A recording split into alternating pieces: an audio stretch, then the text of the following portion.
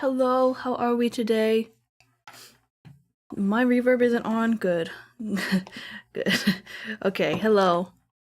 Hello, we are back here with Fishy Friday. Fishy Friday. I think it's what? I think it's Friday for most people today, right now, because it is 6 a.m. for me, but it is the end of my day for me. Did you get the special edition of the fish book? I did, and all the goodies are so cute.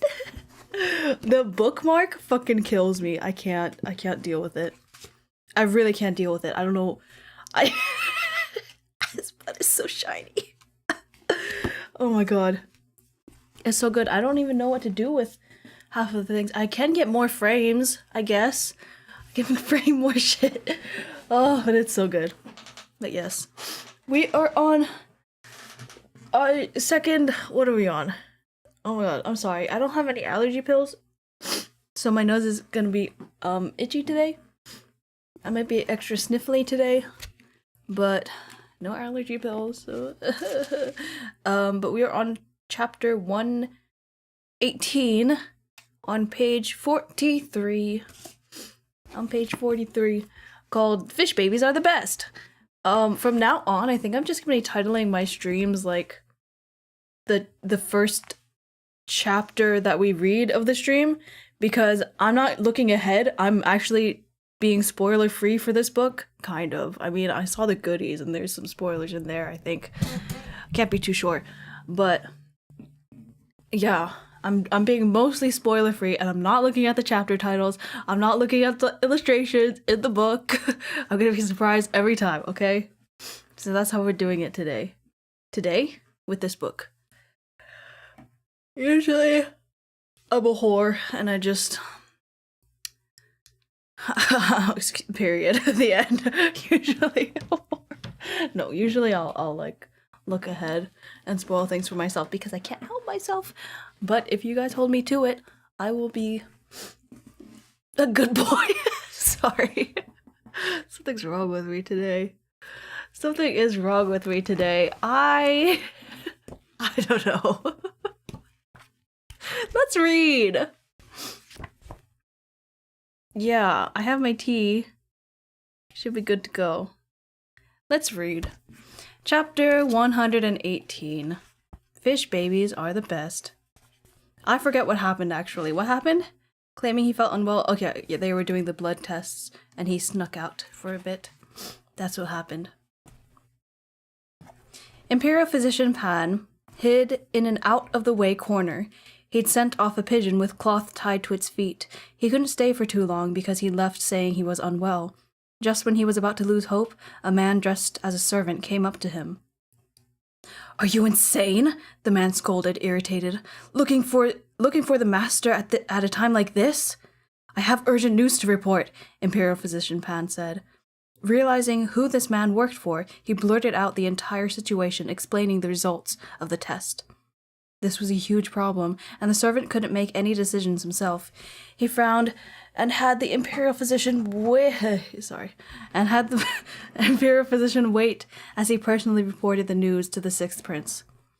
Imperial Physician... Okay, it's not Pan. Pawn? Pawn? Probably neither. It's probably neither. Imperial Physician Pan had no choice but to keep hiding there. Luckily, the Sixth Prince was in a small tent not too far away. There was no way he was about to run out to meet Imperial Physician Pan himself. And even if he was close by, he would still make his confidant handle it. When he heard about the situation, the Sixth Prince was shocked as well.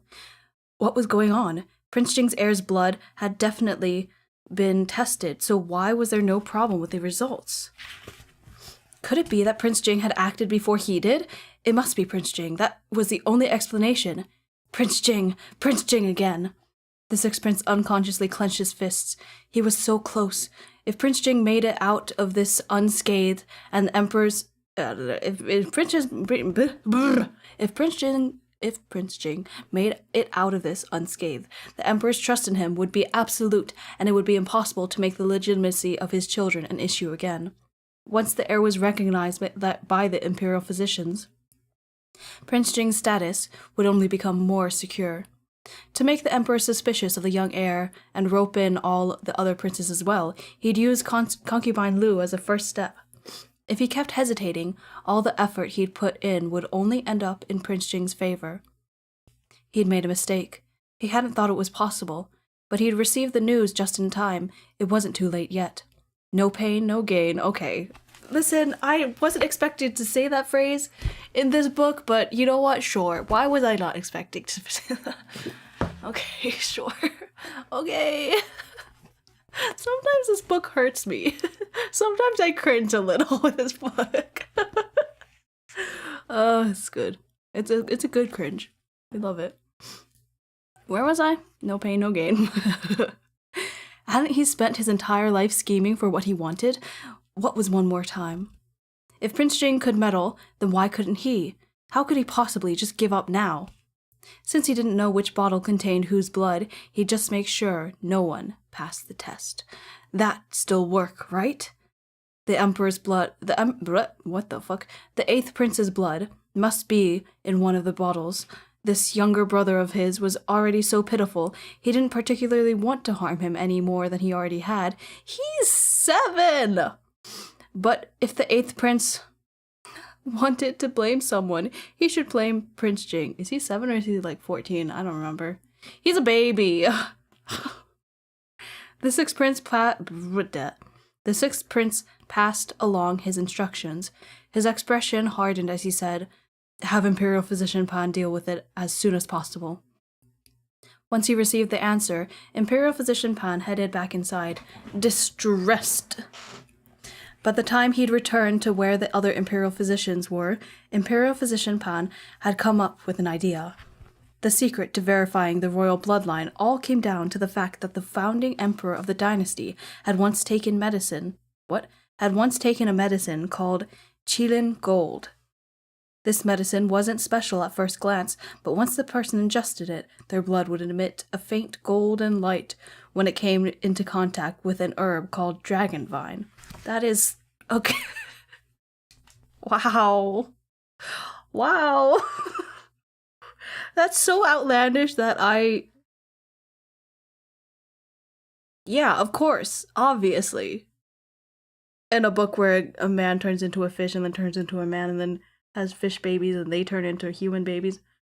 Of course. Of course. That's quite hot. The founding emperor had used this to signify that he bore the mandate of heaven and subsequently passed on the Qilin Gold effect to his descendants. Although it apparently grew dimmer with each passing generation, the blood of a true royal would still emit a faint golden light after coming in contact with dragonvine. Thus, the secret method to verifying the bloodline was dragonvine.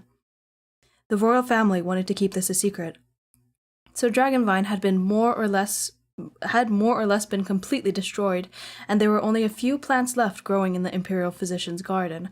Imperial Physician Pan knew about dragonvine, and he'd done a lot of research on it. He had a small bottle of medicine in his medicine box, with the ability to disrupt the effect of the dragonvine. He had prepared it just in case, but because he didn't know which bottle held the little shiz's blood, he hadn't been able to interfere sooner.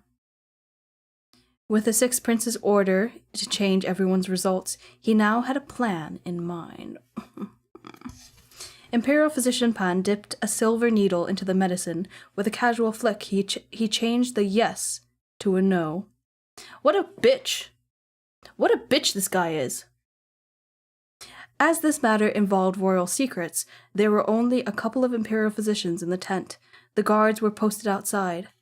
While everyone else was busy, he poured his own medicine into all the bottles of blood. With his task completed, Imperial Physician Pan pretended that he'd just finished his tests and started to compare results with other Imperial physicians. Naturally, he had different results. Imperial Physician Pan said, "Since we're doing this for the Emperor, how can we give him inconsistent results? Why don't we all test it again?" The other Imperial physicians were disgruntled, but what he said was reasonable, so they agreed to do it again. As he watched the others test the blood with his added medicine, Imperial Physician Pan wiped the sweat off his forehead. He'd finally succeeded. Little did he know that a person behind the tent, responsible for keeping an eye on him, had seen everything he did and recorded it in a book. I fucking love this book. I fucking love this book so much. It literally feels like I'm playing with like just stuffed animals or something, or toys. It literally it's like oh my god, I love it. I played this storyline before.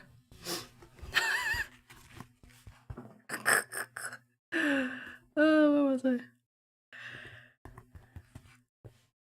This time, the Imperial physicians produced completely opposite results. The people the Emperor asked them to test were not of royal blood. This result was extremely shocking.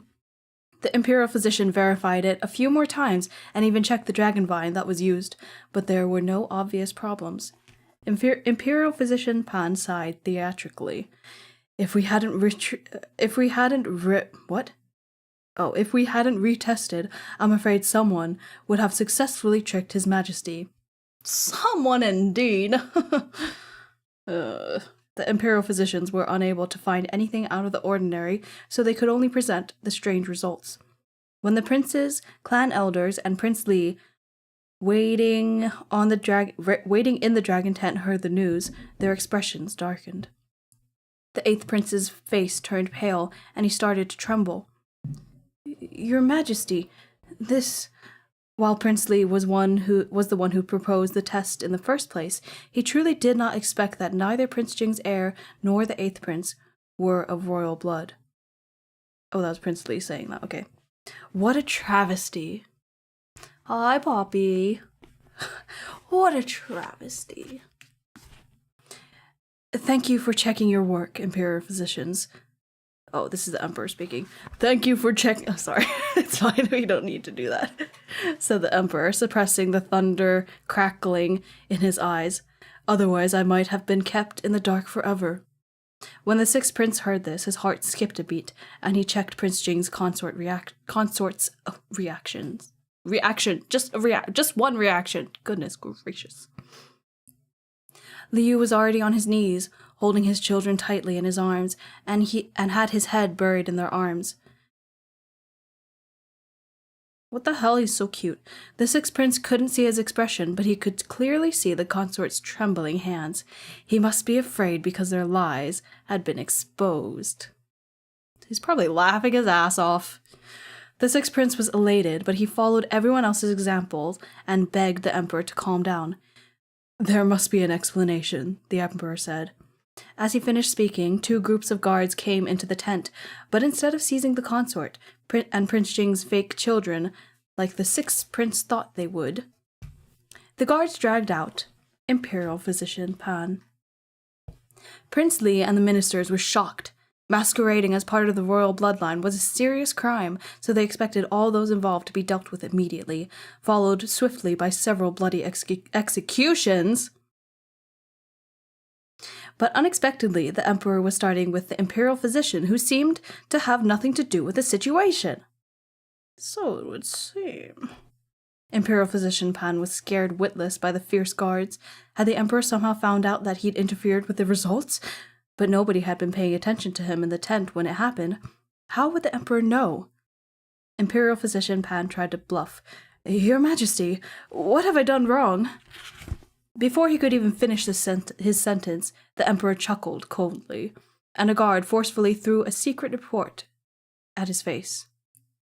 Another guard took out his medicine box and opened it, removing the specific medicine with frightening accuracy. There was some medicine left in the bottle, as Imperial physician Pan didn't have time to get rid of it. He'd kept the medicine with him to hide it in plain sight. He thought he was being smart.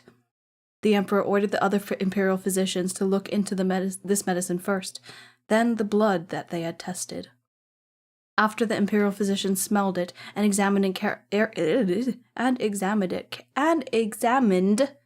it carefully, they were furious. Alumen was present in Imperial Physician Pan's medicine concoction, which would interfere with the effects of the dragon vine, meaning it would ruin the accuracy of the test. Syllable. What? No. Syllables? Yeah. Brr. No wonder the results were all yes the first time, except Imperial Physician Pan's, and they turned to no after he suggested they retest. Imperial Physician Pan had obviously set things up. So the most recent results were false. I'm not doing that. I'm not doing a British accent for the rest of this book. Brr. Here's the thing. I'm sorry. This is really distracting, but I've been watching TikToks of this one British person, because she's so fun. And now my brain is in British. It's fine. It's fine. It's fine. So the most recent results were false. The Imperial physicians all changed their tune, afraid the Emperor would blame them too. Prince Li and the ministers hadn't even recovered from the last shock before they were shocked all over again. The 8th prince gazed at the Emperor with admiration and gratitude. If not for the Emperor, he would have been the victim of a terrible injustice. The 6th prince's expression had shifted when the Emperor ordered the guards to grab Imperial Physician Pan, but before he could grasp what was going on, the situation had changed again. The Imperial guards picked out an unassuming servant from the crowd. It was a servant he'd sent to make emergency contact with Imperial Physician Pan. No way! Bitch ass. Cold sweat from the 6th prince's forehead flowed into his eyes, and his vision turned blurry. Whose servant is this? The Emperor asked lightly. The 6th prince didn't dare move or speak. He could feel the Emperor's gaze on him. No matter what he said, if he spoke up, the Emperor would arrest him. Since he couldn't think of a way to get out of this, he was just going to stop.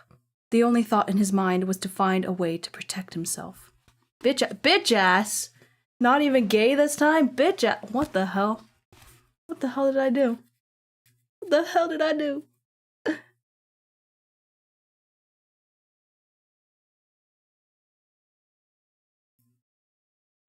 Anyway. This particular servant was a distant relative of his mother's. The man's entire family was in his grasp, so he definitely wouldn't betray him. If anything happened, the servant was to take all the blame. Said this bitch. That's not... I wasn't talking about you. I was talking about... Okay.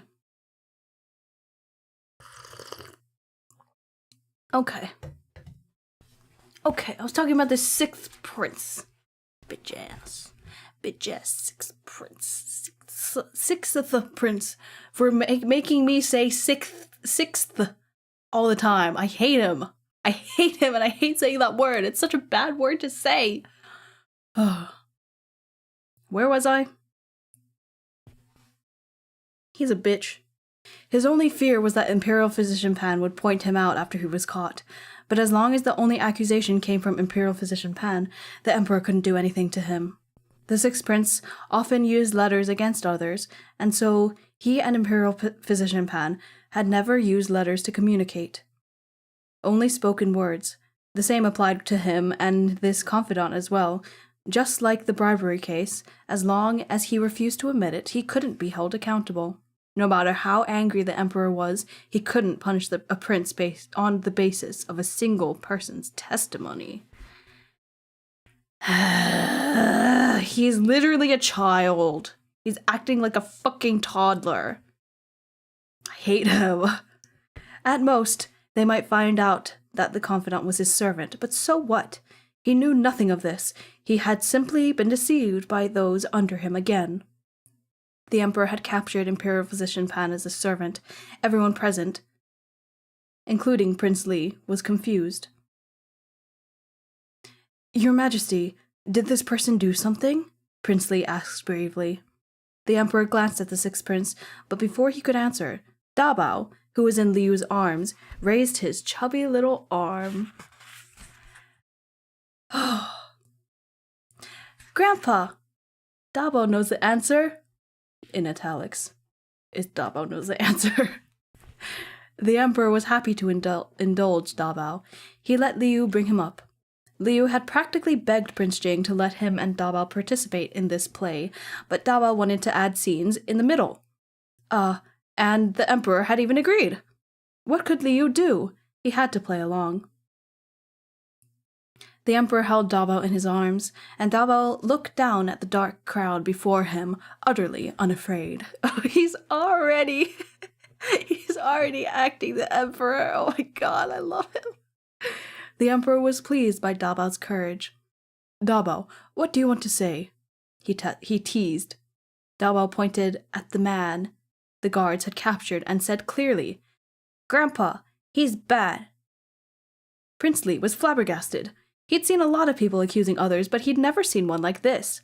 He knew that Prince Jing's shizu was favored, but he didn't know that he was so doted on that he'd dare speak so directly in front of the princes. And the emperor, Prince Li peeked at the emperor's reaction. He was actually smiling. Do you know him, Dabao? The emperor asked. Of course Dabao knew him. This was the bad guy who had snuck into his room before. He remembered him. Dabao stuck his tongue out. No, what? Dabao stuck out his thickly wrapped hand and said pitifully, needle, poke. Thanks to Dabao, Liu recognized the man now too. He muttered in his head, Son, wake up. This man did threaten your wet nurse and sneak into the manor, but this wasn't the man who poked you. Liu had just been thinking that he'd done a great job of playing his two roles, a worried consort and despairing consort, but in the face of Dabao's sad and pitiful gaze, he was nothing. The emperor took Dabao's cue.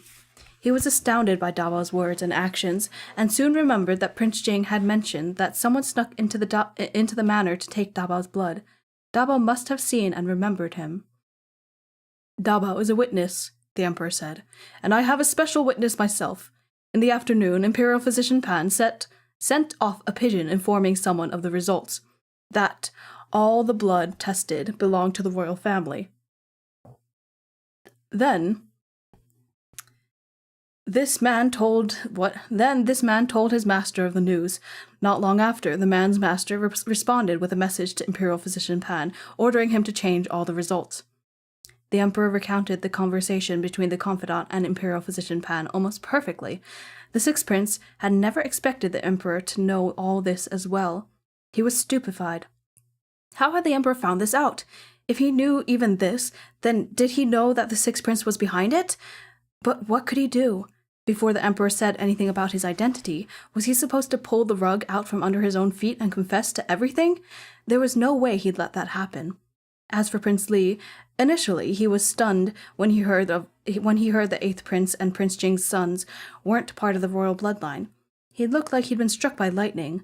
Then the emperor explained that someone had ordered Imperial Physician Pan to interfere with the results. Prince Li finally came back to his senses and got to the point. Your Majesty, who was behind Imperial Physician Pan? Since the emperor knew almost exactly what the two lackeys had discussed, he probably knew who was behind them, too. 10 streams, dang. Dang, do I even stream 10 times?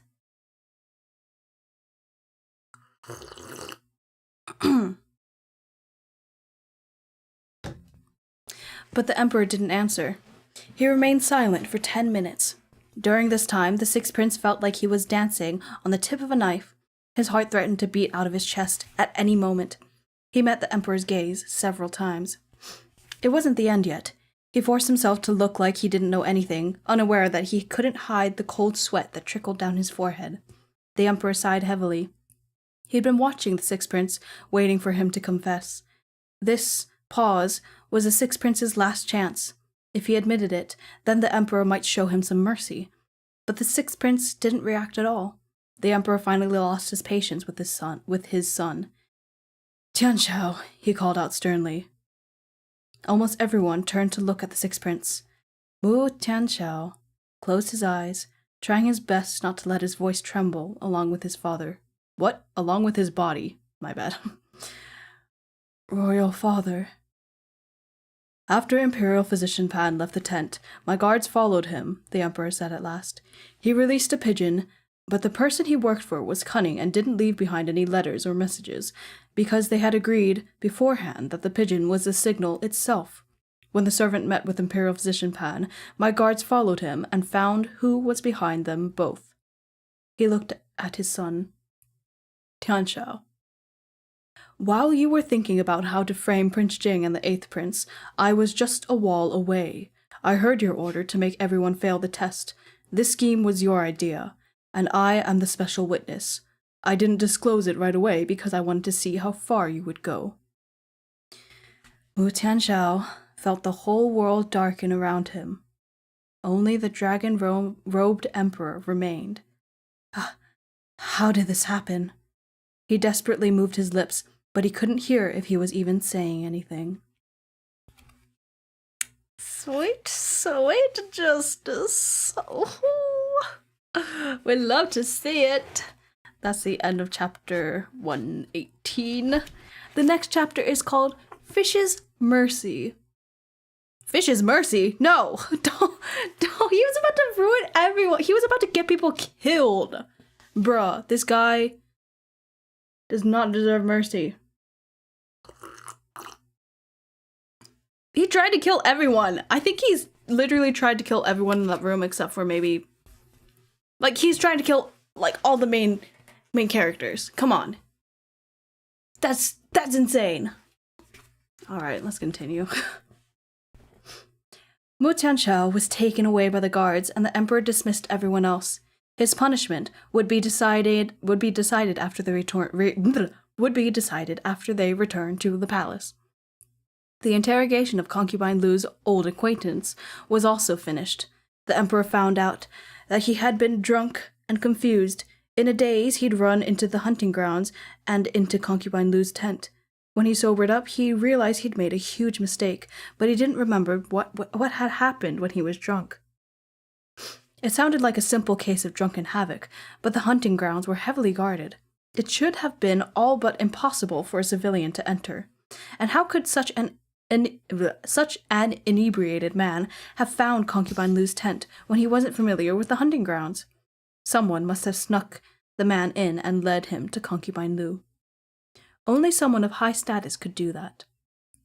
The emperor had already captured the 6th prince, and he was set on investigating him. After some hard work, they found out that the 6th prince's sedan chair had been in and out of the hunting grounds twice before the festival. As the 6th prince was in the front of the sedan and his consort was pregnant, the guards hadn't been able to take a clear look at the inside of the sedan. When the emperor had people verify the consort's alibi, he found out that Lady Liang hadn't left the hunting ground since her arrival. That meant one of those sedan trips must have been to bring in the drunken man.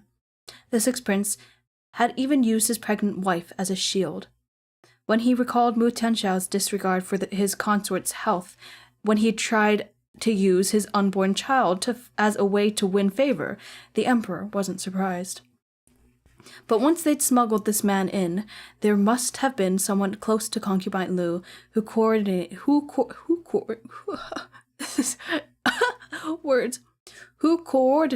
with them. The emperor looked into the people who came in and out of Concubine Lu's tent. During that time period, the most frequent visitor was an older female servant. The emperor ordered her arrest for interrogation, and an investigation revealed that she had once been a servant of Consort Li, the 7th prince's mother. As Consort Li and Concubine Lu were close in age and both had sons, they were quite close. Concubine Lu liked the old servant's embroidery, so Consort Li had given her to the concubine. Huh? Hey, I'm confused. What's happening?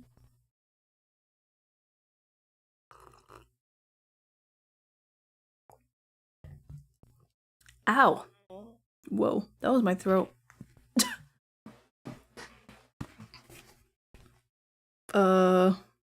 I don't know what that means, but okay. So Consort Li had given her to the concubine.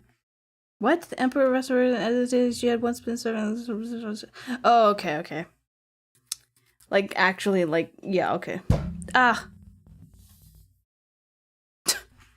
The moment the old servant was faced with the emperor's furious expressions, she kowtowed before him repeatedly, like she was trying to hammer a nail into the floor with her head.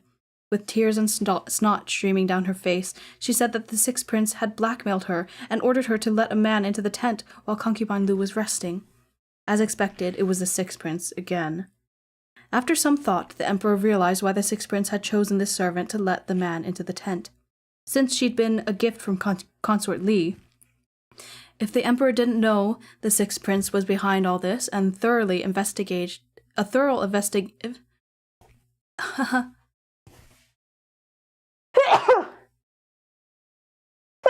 Ugh. Sorry. Again, no allergy pills. I'm sneezing like a motherfucker. Ow, that hurt my throat.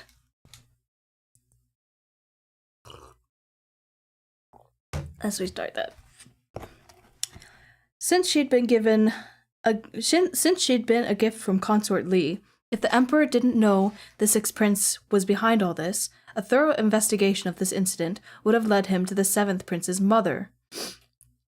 The emperor had assumed the sixth prince was trying to kill two birds with one stone with his plan, but there were far more birds being targeted here. He tried to bring down all the other princes with this plot. No wonder the sixth prince had taken the enormous risk of continuing with his plan even after he learned that everyone tested was of royal blood. It was the final barrier in his way to the throne, a huge temptation.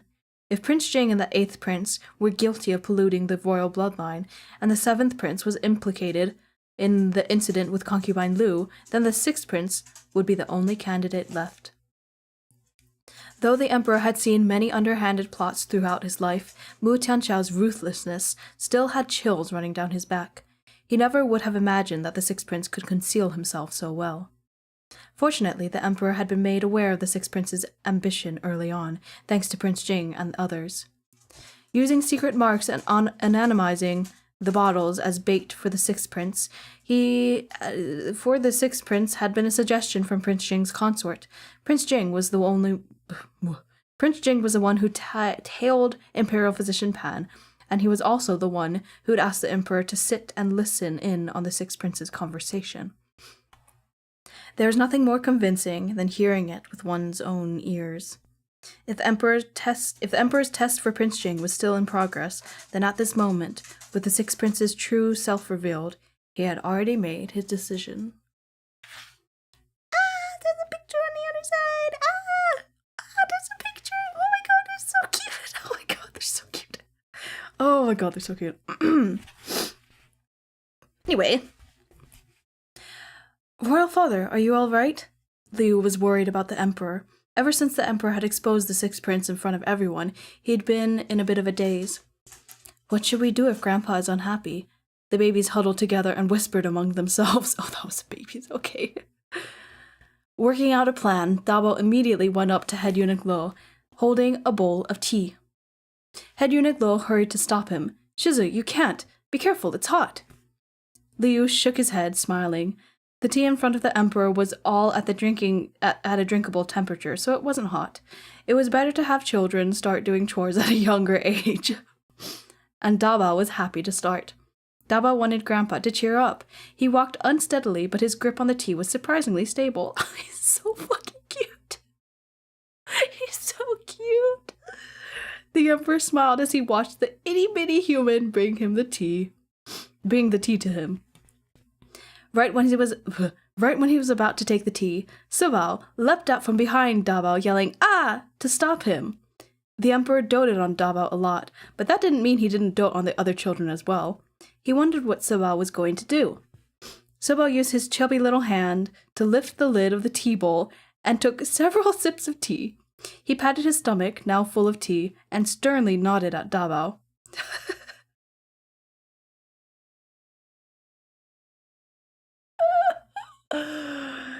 Davo continued his walk over and brought the already drunk tea over to the emperor. What? ... For a moment, the Emperor didn't react. Liu was flustered. These two idiots! How could they give the Emperor leftover tea? Liu was just about to take back the teacup with Sibel's saliva on it when Head Eunuch Lo kneeled and cried with joy. How filial! Your Majesty, the young children are testing the tea for you. It's so cute. Oh my god, I wish you could see this illustration. It's the cutest thing ever. It's this moment of Dabao bringing the tea up to the Emperor and Liu behind him all flustered, be like, what do I do? And then somehow in the back having a thumbs up to Dabao with his tongue sticking out, licking his lips because he just drank the tea. It's just perfect. And Lo Rusheng. Is that Lo Rusheng? I believe that's him. Yeah, he's in the back. He's like, oh my god, they're so clever.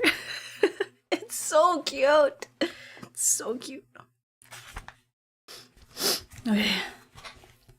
This was something Head Eunuch Lo did as well, so he recognized it immediately.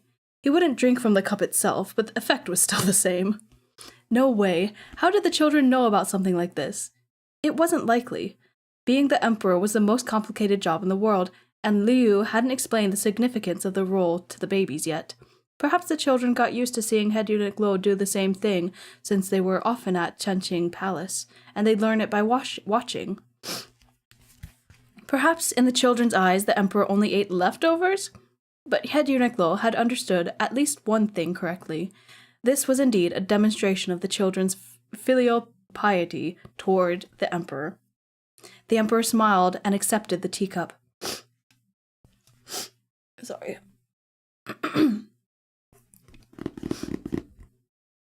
He took a sip, unbothered by the baby saliva.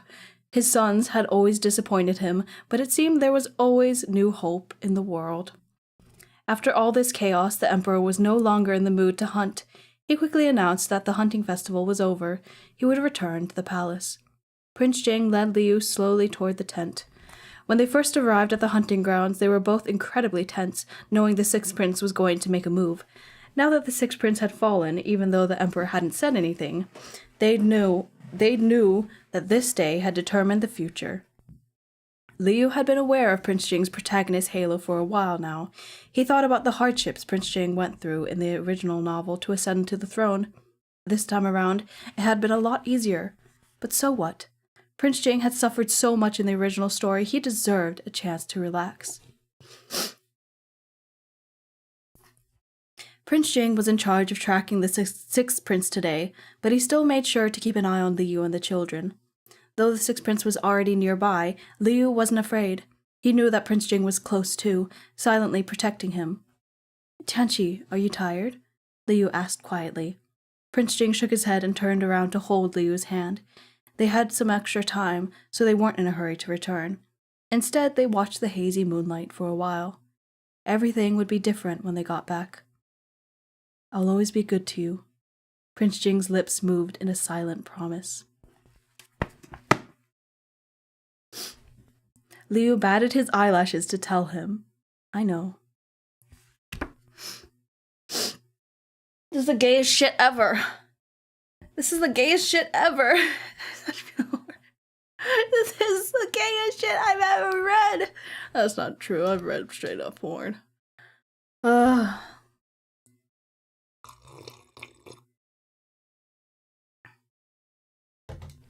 You love me? That's crazy.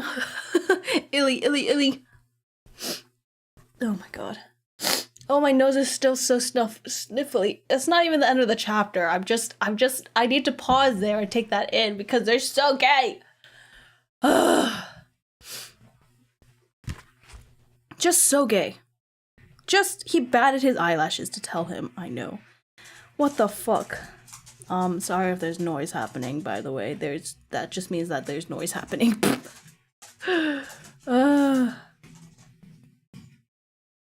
That's a lot of noise happening. Is that picking up? Okay, anyway.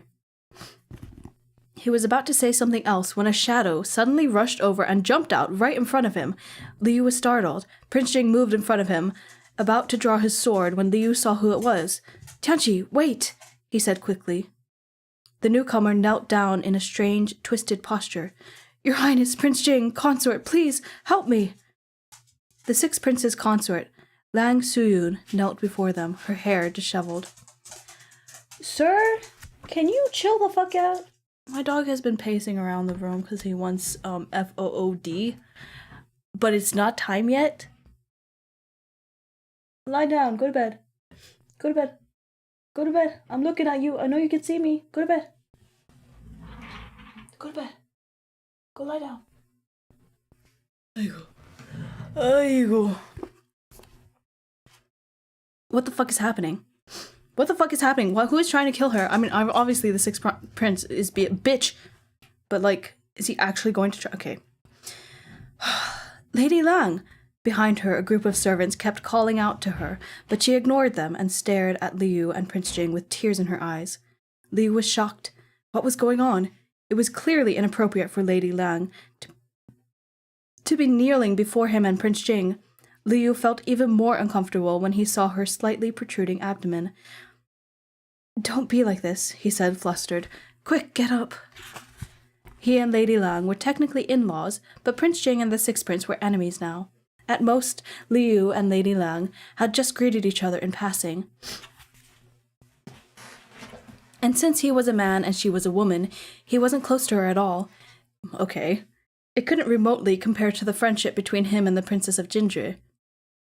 "Please help me. I can only ask the two of you." She remained on the ground. The servant next to her wanted to help her up, but she refused and continued to kneel, wiping her tears. Liu exchanged a glance with Prince Jing. "What is it?" he asked. The Emperor had ordered the Imperial Guards to arrest the sixth prince, and Lady Lang must have heard the news. Liu and Prince Jing were absolutely the ones responsible for the sixth prince's fate, so it was a bit awkward that Lady Lang was asking them for help, and Liu wasn't sure if this was another plot or not.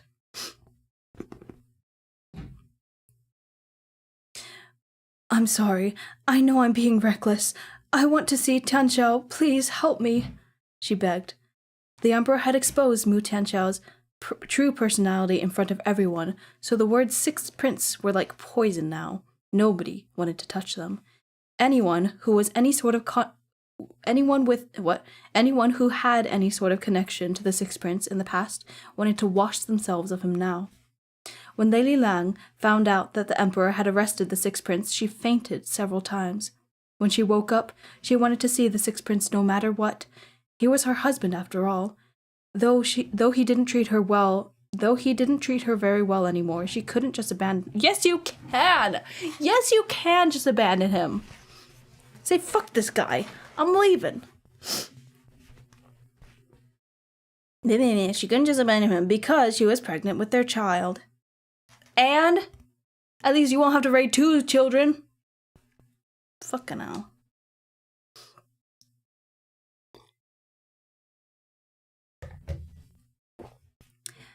But who could she ask? Consort Zhang didn't have any ideas, and she was hiding from her daughter-in-law too.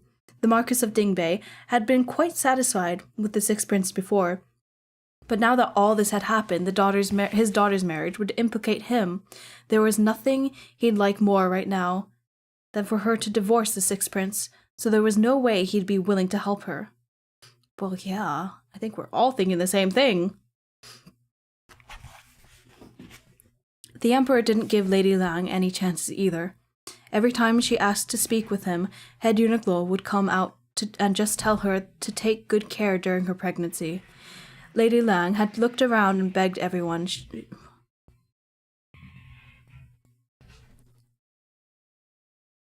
That's so loud. Sorry about the noise. It's not my fault. It's someone else's fault. Lady Lang had looked around and begged everyone she could, but she was left with no other choice but to shamelessly plead with Prince Jing and his consort. She had heard that one of the reasons for the sixth prince's plot was to try to frame Prince Jing, but she didn't know of anyone else who had the power to help her. "You want us to help you see the sixth prince?" Liu repeated. Lady Lang nodded quickly. Consort, I just want to see him from a distance. I would be immensely grateful. She kept kowtowing at them, and when she saw the way she avoided her belly every time, Liu couldn't bear it. The Sixth Prince was her enemy, but Liu pitied his consort. Wasn't that inevitable? Be careful, Prince Jing's gaze warned him. I don't have any bad intentions, really, I just need your help. The Sixth Prince's consort was almost in despair. Tianxi, Liu hesitated, glancing at Prince Jing.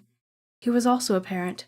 He noticed that Lady Lang was always protecting her stomach, so he was sure she wasn't pretending. The Sixth Prince was despicable, but Lady Lang herself hadn't harmed them. Liu instinctively wanted to help her, and it was something he could accomplish with little effort.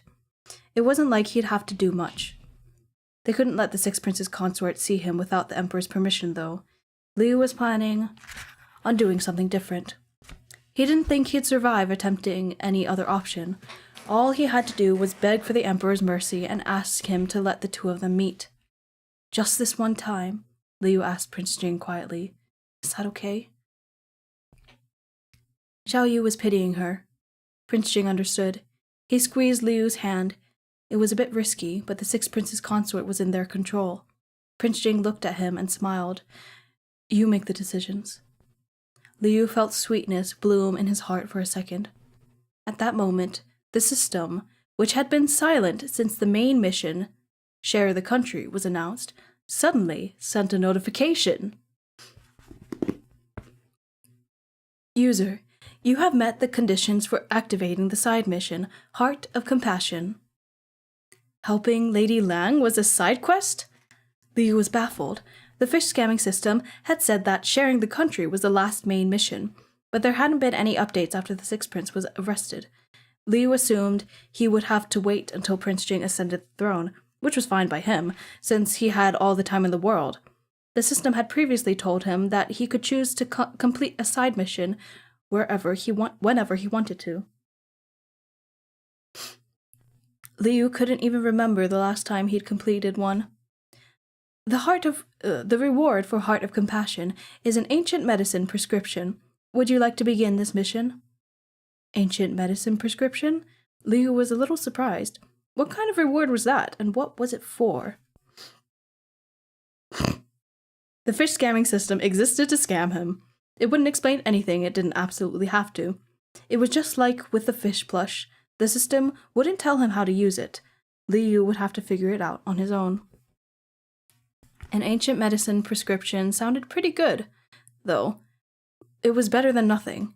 If he didn't need it, then he'd just hold on to it. It might become useful one day. Besides, he wasn't doing it for the reward. He truly did want to help the abandoned Lady Lang. And that is the end of that chapter. What the fuck? Okay. Chapter 120 is called Fishy Rescuing the Emperor. What does that mean? What? I spoiled myself. I'm sorry. I didn't mean to. But that was something. Okay, I'm going to take a short break and feed the dogs, and then we will be back with one more chapter. I'm not going to be able to do like 2 more chapters because things are happening today at 8 or earlier, who knows. So just one more chapter and then we'll be done for today. All right, BRB.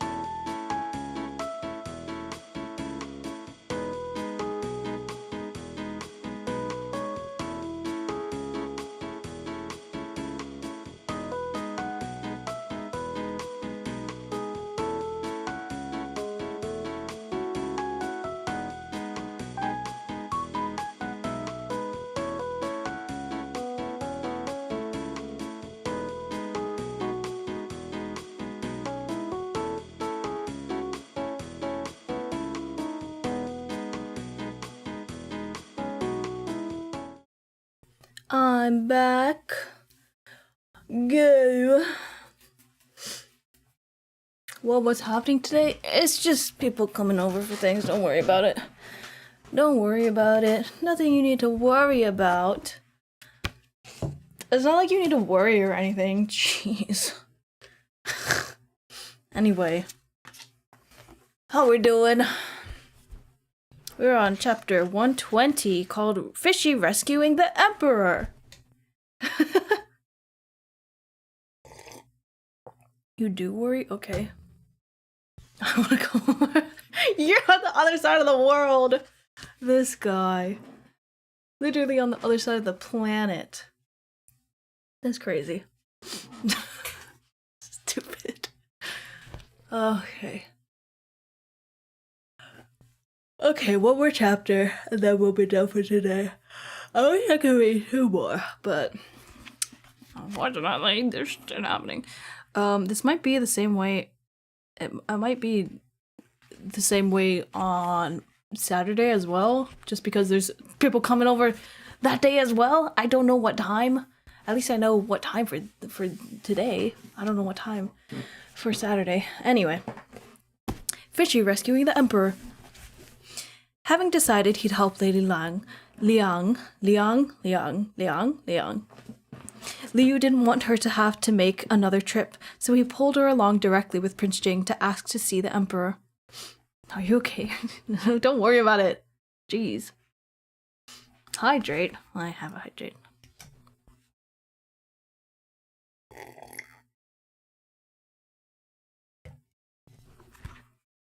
Okay. The Emperor was surprised that Liu wanted to help her, but he remembered the way Liu educated his children. Liu was a kind-hearted person, he concluded. That's what he wants. What about you? The Emperor asked Prince Jing, wanting to know his opinion. Prince Jing nodded, showing that he supported Liu. In that case, I'll allow it. The Emperor was happy to give Prince Jing and his spouse what they wanted. He thought of reminding them both about something, but after a moment of thought, he decided to keep it to himself. Huh?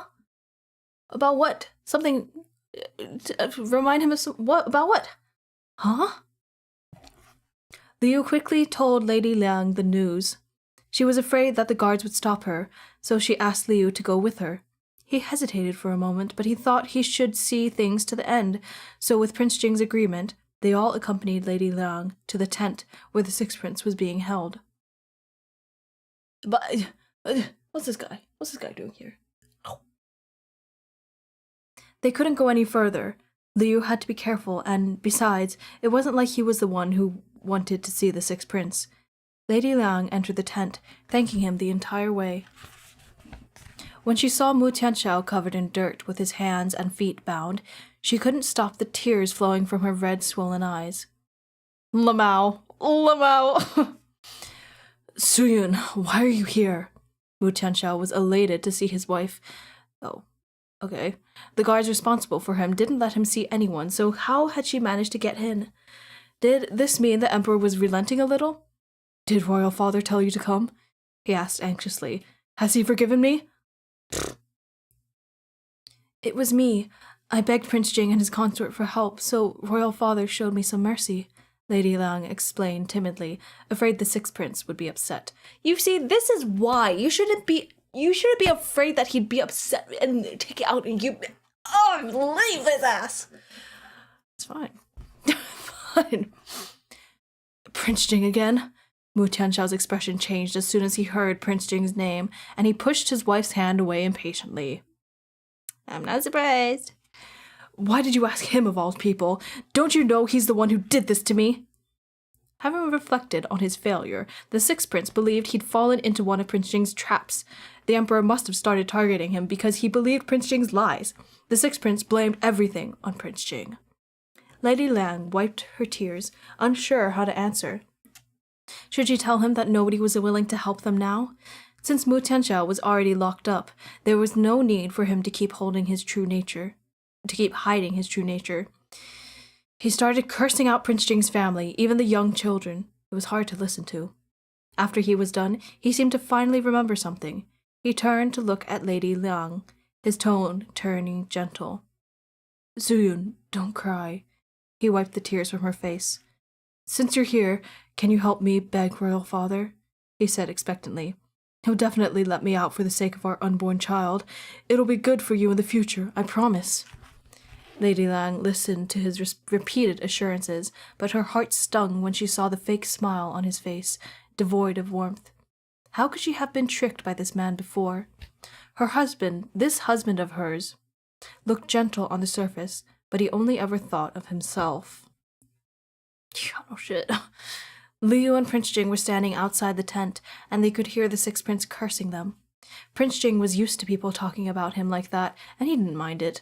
But when the Sixth Prince started cursing out Xiao Yu and the children, his expression darkened, and his grip on his sword tightened.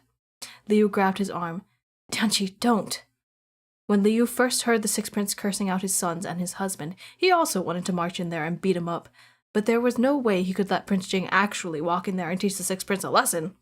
Mu Tianxiao was the Emperor's prisoner right now, so it wasn't appropriate to beat him up in front of everyone. Prince Jing's current state meant that he could make the Sixth Prince's life a little harder, but there was no need for him to handle anything personally. It would make the Emperor suspicious. Liu whispered a few ways to humble the Sixth Prince into Prince Jing's ear, and when he was finished, Prince Jing stared at him, speechless. This was the same man who had been soft-hearted enough to help Lady Liang just now. Liu mischievously stuck out his tongue. Those two things are different. Lady Liang is quite pitiful, but the Sixth Prince has done so many evil things, I won't forgive him just like that. Xiao Yu was always reasonable. Prince Jing patted his head and smiled, convinced. The Sixth Prince started throwing out ugly curses again. The two of them looked at each other and pretended not to hear anything. Lady Liang hadn't just come to see how the Sixth Prince was doing. She'd been hoping he would realize the error of his ways and live a peaceful life from now on. The Sixth Prince wanted the throne, and Lady Liang, who was his spouse, had more or less figured it out. In the past, she'd thought that the wife shouldn't get in the way of her husband's ambitions, and besides, what woman didn't fantasize about having a higher status? And so she never stopped him, but she didn't participate either. She regretted being so delusional in the past. How much better would things be now if she'd convinced him to stop back then? She didn't dare hope for anything else, only for her husband and her child to be safe. His eyes widened in disbelief.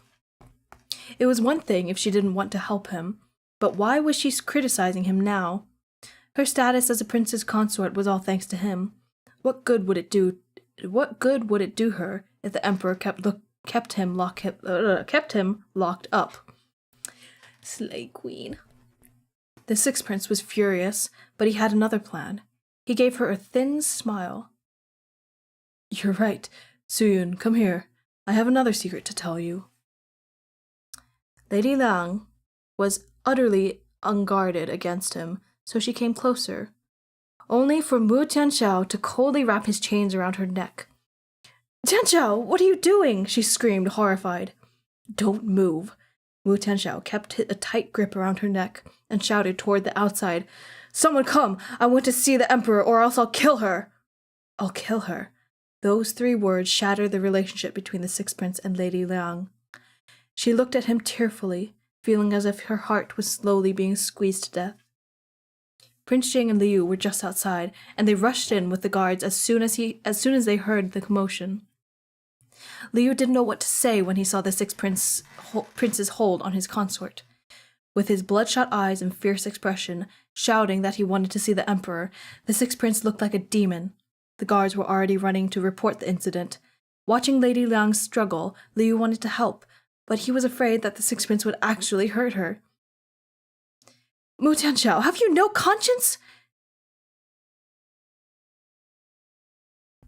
Oh, this is Liu. Mu Tianxiao, have you no conscience? He spoke up on her behalf instead. She's your wife. She's pregnant with your child. How come he was always running into situations that turned out worse than the original book?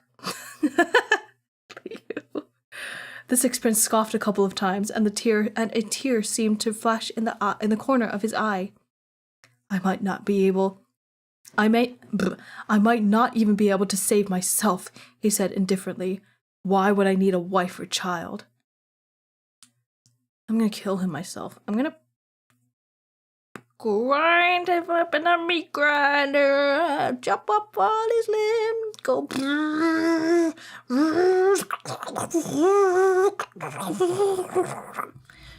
That's what I'm gonna do. I'm gonna put him in a blender.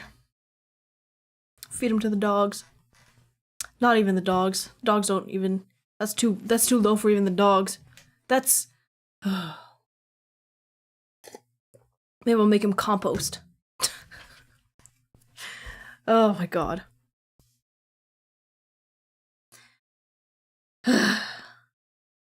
Soon the emperor arrived, and he was furious at the six princes' threats. Mu Tianxiao, are you insane? He bellowed. Let go of Lady Lang. Royal father, you're here. Please listen to me this last time. I just realized that I didn't do anything wrong. I was framed by Prince Jing. Royal father, you don't know what a scheming person he is. He planned everything. Mu Tianxiao tried his hardest to defend himself while Prince Jing stood there and listened, unmoved. The emperor shook his head in disappointment. That's enough, Tianxiao. Weren't you the one who tried to frame concubine Lu? Didn't you bribe Imperial Physician Pan? Didn't you send someone to sneak into Prince Jing's manor to steal Dabao's blood? Did Prince Jing force you to do all this? Mu Tianxiao was stunned. Royal father! How did the emperor even know about him sending someone to extract Dabao's blood? It was like he'd suddenly been enlightened. Mu Tianxiao finally figured it out.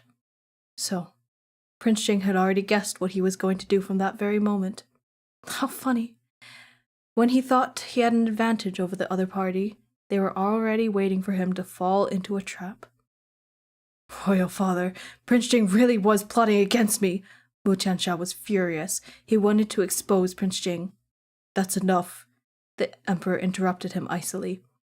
Why should I believe someone who doesn't even care for his wife and child over Prince Jing? Tianxiao, there's a phrase you've said before to escape punishment. I'll return it to you now. All of this is just one side of the story. Royal father, Mu Tianxiao was stunned. He started laughing, as if the emperor had just told a joke. After he was done laughing, he gritted his teeth and staring fiercely at Prince Jing and the emperor with the gaze of a trapped beast. What nonsense! You just favor Prince Jing. You've never believed me. The imperial guard moved behind the sixth prince and struck his neck. At the same time, the sixth prince yelled hoarsely, Do it now! No. Liu realized that one of the six prince's people must be in the tent with them. Someone had taken advantage of the chaos and tried to stab the emperor. This was the six prince's final plan, to attack the person he hated the most at the critical moment. Mu Tianxiao hated his birth and hated Prince Jing, who took everything from him, but he hated his father the most.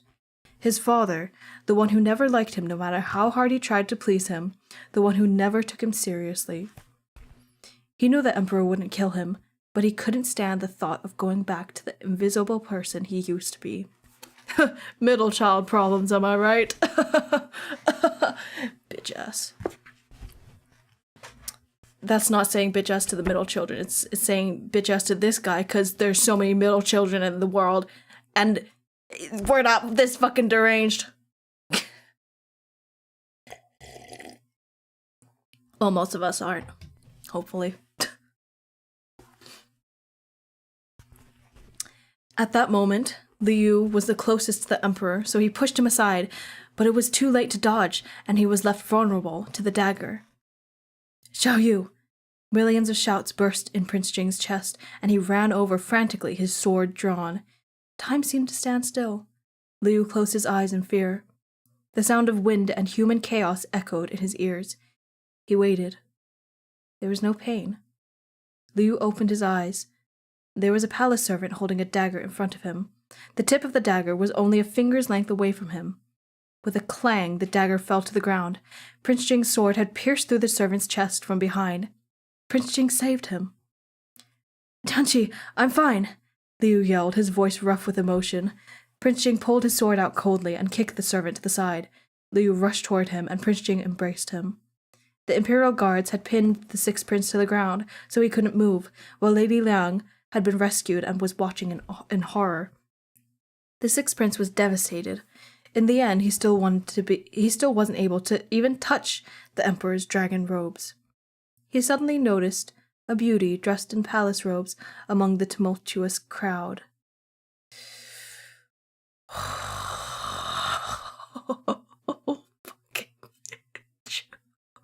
You throw this man under the bus, I'm going to kill you. That person was as beautiful as an immortal in a painting and was watching quietly with apathetic, delicate eyes. Wu Tianxiao stared avidly at this person for a while before he remembered who it was. This was the emperor's new concubine, noble Lady Chu, a chess piece that he had personally delivered to the emperor's bed. His. You help me, Wu Tianxiao begged silently as he lay on the ground. He still had hope. Chu Yanyu was his last hope. Chu Yanyu seemed to have seen him too. He smiled at him from a distance, as gently as he had once in the past. Then he turned around and left without any hesitation, taking Wu Tianxiao's hope with him.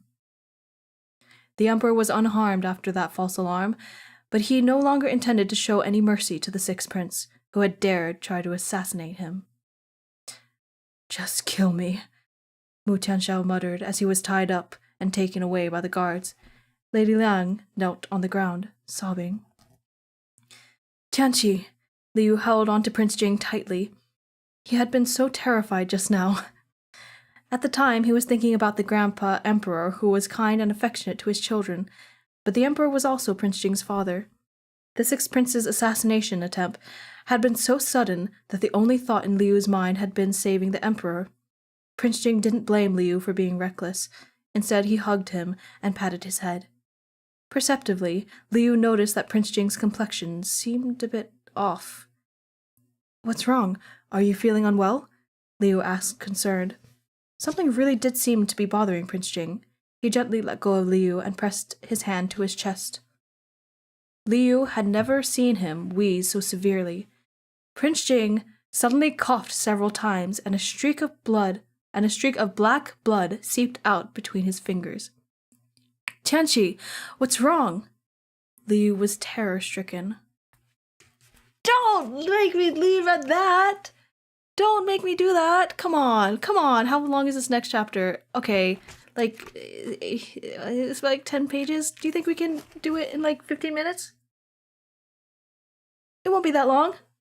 It'll be very short. I think we can do it. I think we can just get through this next chapter. Yeah, I think so. Let's do it. Let's fucking do it.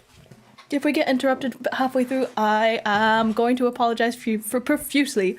But I think it's worth it. I think it's worth the risk. This chapter, 121, is called This Fish Loves Him So Much. What do you mean? Is he gonna die? Obviously he's not gonna die, but it's like... Still, I don't even know what's happening. Okay. The emperor was panicked too. Nothing could be allowed to happen to Prince Jing. He quickly ordered the guards to take Prince Jing back to his tent and summoned all the imperial physicians to examine him. Prince Jing had thrown up blood. Liu was even more frantic than the emperor. From what he knew, only heavy injury or serious illness could make someone throw up blood. Prince Jing didn't have any injuries, so was he sick? They'd been together the whole day and he didn't even notice. What kind of incompetent consort was he? Liu felt remorseful and worried. When the guards came to take Prince Jing away, Liu jumped up and insisted on going with them. Even though he'd just vomited blood, Prince Jing was still clear-headed, and he held Liu's hand as he lay in the sedan, hoping it would calm him down. No matter what Prince Jing gestured, Liu agreed to it. But how could he possibly keep it together on the inside? If Prince Jing felt sick, his whole world would collapse. Then what was he to do? If Prince Jing fell sick, his whole world would collapse, and then what would he do? Some people, when overwhelmed with too much stress, would respond by settling into an extraordinary calm. That was happening to Liu right now. It's called dissociation.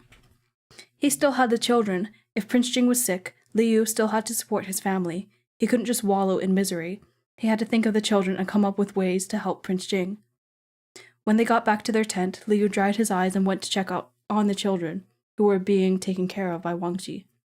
They were happy to see their fish dad, but Liu unfortunately had to let them know that Daddy Prince Jing was sick, so they had to behave and were going to be left.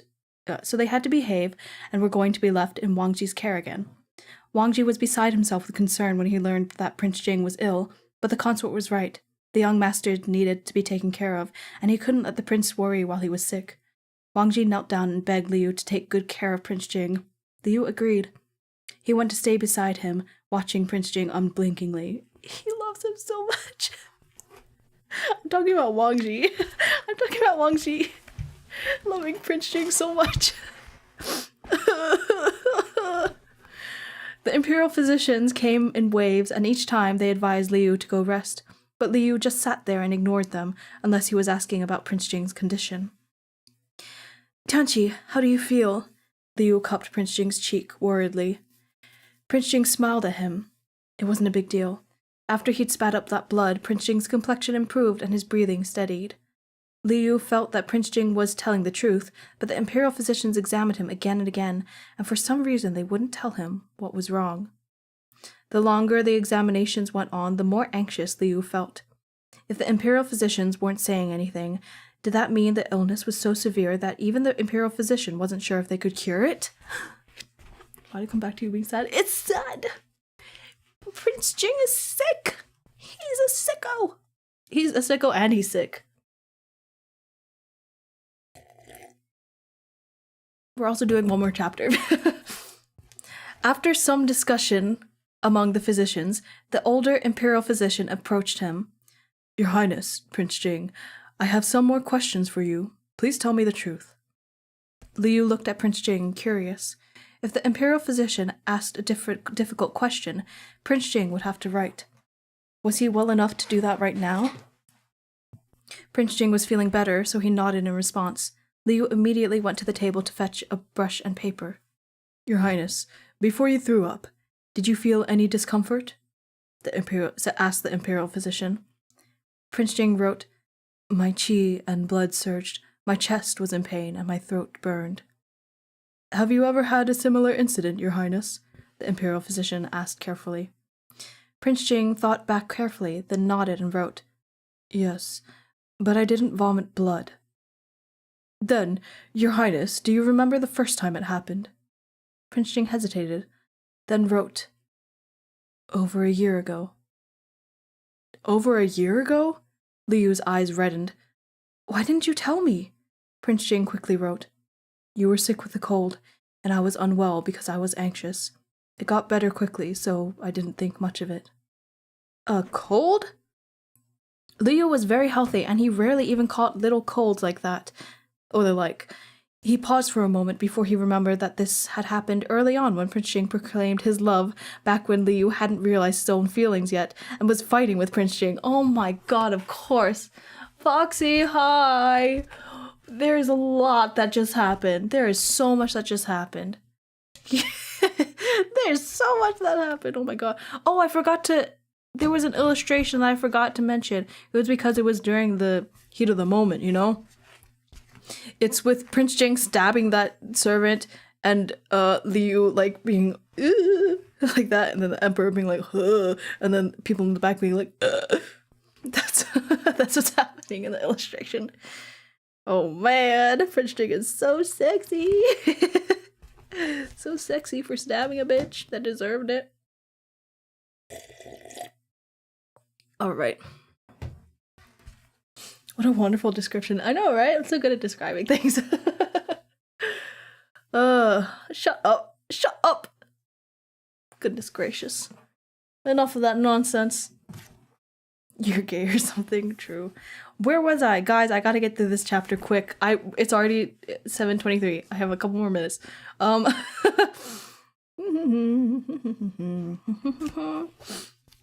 Back then, all he cared about was how unhappy he was, so he didn't notice Prince Jing's illness or discomfort. I'm sorry, I didn't know. Liu was so despondent that he almost started crying. Prince Jing quickly shook his head. It had nothing to do with you.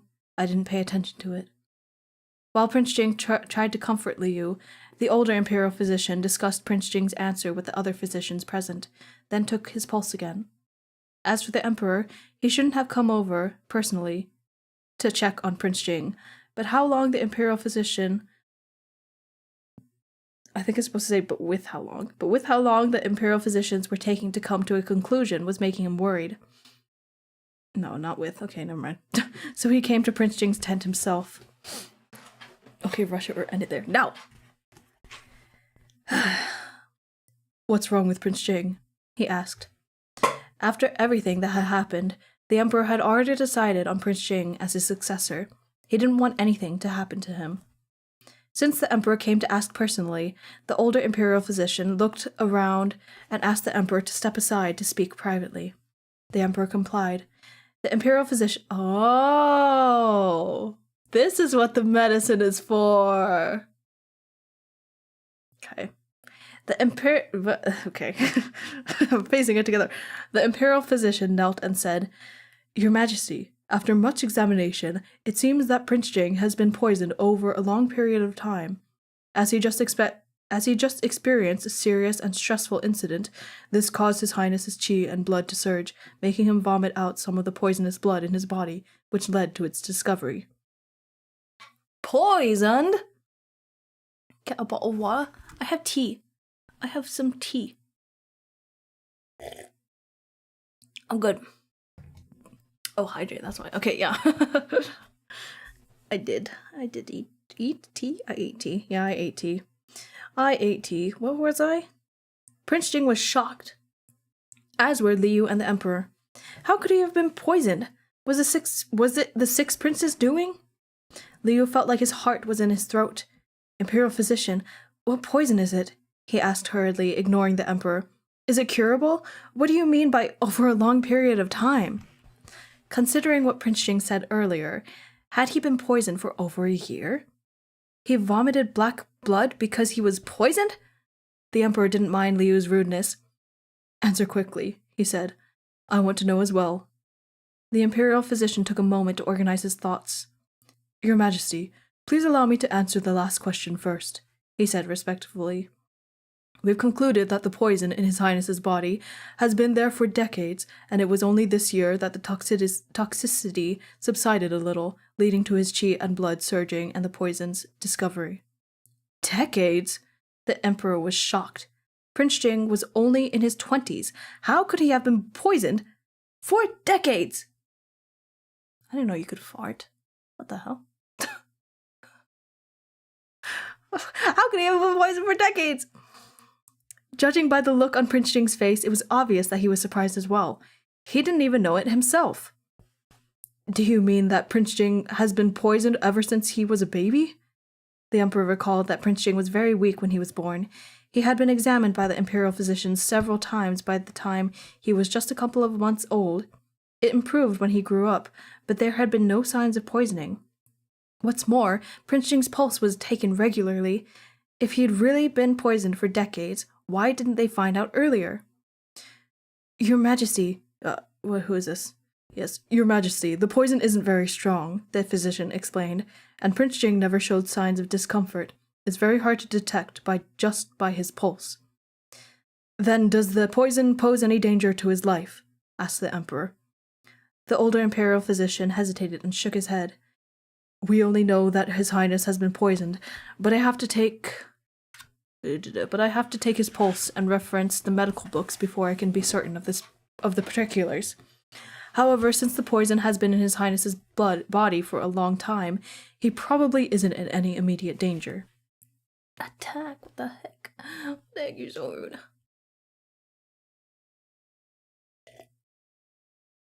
The emperor was dismayed. He just decided to make Prince Jing his heir.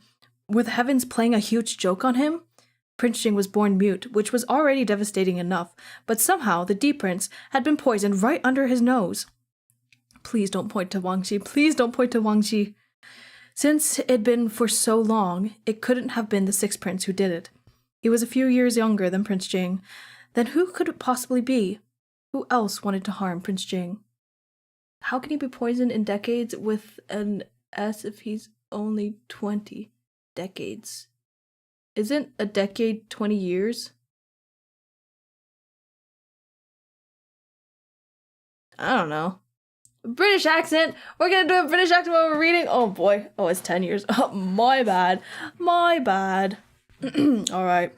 We're gonna do this in a British accent. We're going to do this in a British accent. The Emperor felt both anger and guilt for not taking good care of his son. He also felt like he had let down the late Empress Xiao Hui. We must rid... I don't know how to do it. We must rid Prince Jing of the poison no matter what, the Emperor ordered. It's so bad. It's so bad. I can't do it while I'm reading. I'm sorry. We must rid Prince Jing of that poison no matter what, the Emperor ordered. The older imperial physician complied. The Emperor turned around. Remembering the 4 children, he worriedly asked, will the poison be passed on to his children? The imperial physician wasn't sure, so the Emperor ordered Wang Ji to bring the children over. The elderly imperial physician took each of their pulses and discussed it with the other imperial physicians before coming to his conclusion. The Shizi and the 3 other young masters are not poisoned. I'm sorry. I wasn't prepared. I didn't even have it in my brain. I didn't have the accent in my brain, so it just came out with like, oh, don't be harsh on your R's. Don't do this. Like, it was too technical and it was really bad. Listen, next time, just, you don't have, since I didn't really do it, next time you hop in stream, you can make me do it, on a non-reading stream. Just, you don't have to redeem it. You can just be like, hey, remember that British accent redeem? Yeah. Dance, monkey, dance. That's what you can say to me. Okay.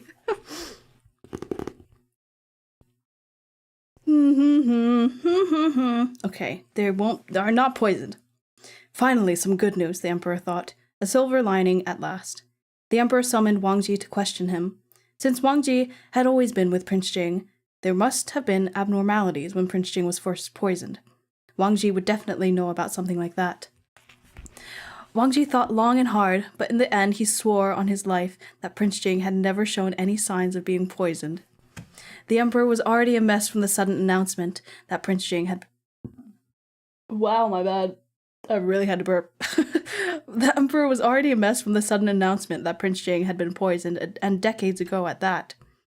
Though he found Wang Ji's answer suspicious, he had no other clues for now. Liu dazedly listened to the Emperor's questions, and he finally understood what was going on. Prince Jing had been poisoned when he was young? But how come he didn't know? This was hardly insignificant, so why didn't the original novel mention it at all? He remembered that Prince Jing had stayed healthy until the end of the book. Did that mean that if Prince Jing hadn't vomited blood at this time, they never would have found out that he was poisoned, and it would have stayed hidden? Then what was the point of this poison? Poison usually caused symptoms. Prince Jing really didn't seem like he was poisoned, and both in the original book and in this world, Prince Jing remained healthy his whole life.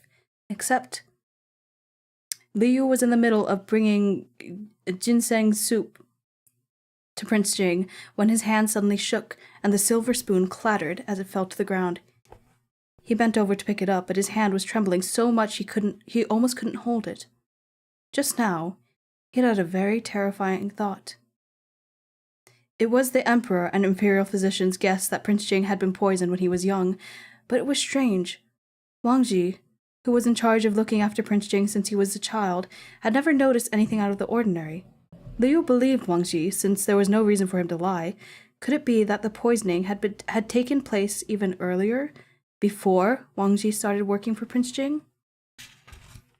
It was impossible for the poison to show no symptoms if it was buried so deeply in his body. Could it be that existing symptoms had been overlooked? The symptom would naturally be Prince Jing's weakness, his muteness. Liu wasn't an imperial physician, but he knew from reading palace novels that there were poisons that could cause deafness and muteness. Was it possible that Prince Jing wasn't born mute, but that it was the result of it was a result of the poison? Liu suddenly remembered a small incident from some time ago. Prince Jing didn't plan on having more children because he didn't want to pass on his muteness, but Liu really wanted to have a daughter, so he'd asked around the emperors and empresses' ancestors to calculate what the odds were, but in the end he found out that none of them had been mute. That is, out of hundreds of people in over a dozen generations, man or woman, Prince Jing was the only one born mute. Maybe he won't. Shut the fuck up. We're not doing that plot. No. No, we need him to stay disabled forever. Forever. Genetically speaking, that was nearly impossible. But life was complicated. Liu had transmigrated at a very young age. He was hardly an expert on genetics. Anyway, it could have been simply a mistake on the part of the original novel's author. Now that he thought about it, many parts of the book that had seemed like plot holes or lazy writing to him when he'd read it had gradually been explained. For example, Prince Jing's name, Tianqi, was different from the other princes' names, but that was because he was originally named Tianjing and had changed his name. Then, was there possibly a logical reason for his super unlikely but somehow still existing muteness? Maybe Prince Jing was poisoned when he was very young, and it was misunderstood to be innate. Then, because of this, others never realized that he was poisoned. Of course it was only a guess. If it was true, then that would be frightening. Do I have... Okay, yes, this is the last page. It would be best if Liu could find some evidence to either confirm or deny it. When Prince Jing was very young, before Wang Ji came, poisoned. A scene floated into Liu's mind. The newborn Prince Jing laying in his swaddle as he stared at his wet nurse, who was swallowing a pack of medicine with tears in her eyes. Holy shit! Liu was shocked at himself. Why did he suddenly think of that? This was a secret of Prince Jing's that he'd never really understood. The time period was right, and it was before Wang Ji's time, but the wet nurse was the one taking the medicine. No, that wasn't right. Liu recalled one of his conversations with the Princess of Jinzhi, who had mentioned that a wet nurse could pass medicine to a child through milk to cure the child of an illness. Thank you for piecing it together, Liu. We all got here before you did, but okay. When the wet nurse took poison with the child, Liu felt like he'd been grasping wildly at straws and suddenly grabbed the right one. Shall you? Seeing him lost in thought, Prince Jing squeezed his fingers. Liu came back to his senses and resisted the urge to tell Prince Jing. He only had guesses and conjecture, so he couldn't impulsively tell Prince Jing. If the poison had nothing to do with his muteness, wouldn't he just be giving him false hope? The most important thing now was to help the imperial physician determine what the poison was. No matter what, I'll save you, he decided, glancing at Prince Jing. Sob, this fish loves him so much. I don't want to be a widow.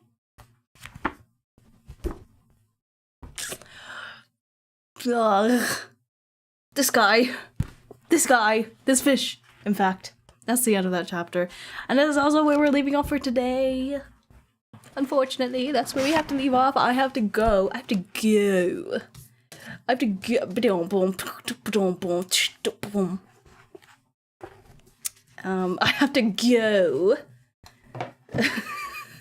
Sorry. But so much happened just now. Redeem fun fact. Fuck, I had a fun fact. I literally had a fun fact and I was thinking about it. Leave us with a fun fact, okay?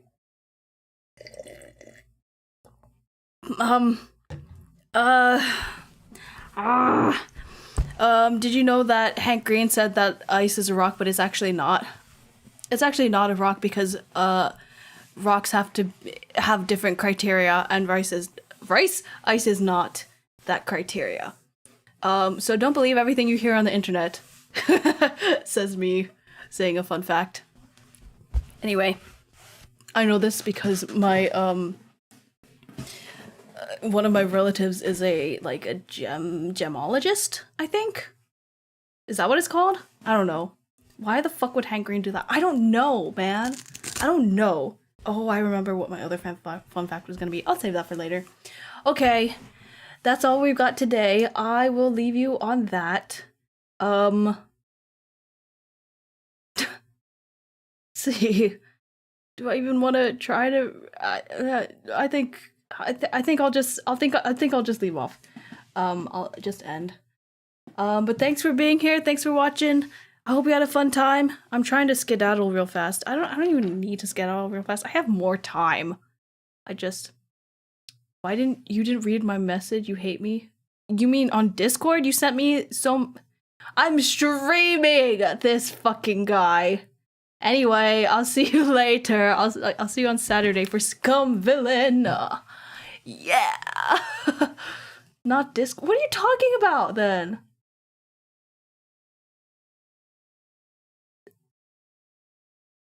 Thank you for streaming Go My Disability Representation King. Is that what you're... Okay. Okay, anyway. We're gonna read Scum Villain where maybe there's more disability representation. Who knows? Who knows? Anything can happen. I know. Anyways, no spoilers for that. But yeah, I'm gonna go. I keep saying go like Fidan on TikTok. You don't know Fidan talk like I do. Oh my god. Anyway, I actually really have to go. So I'm gonna go. Thanks for watching. Thanks for being here. Stay safe. Be cool. What is my ending? I don't know. Bye.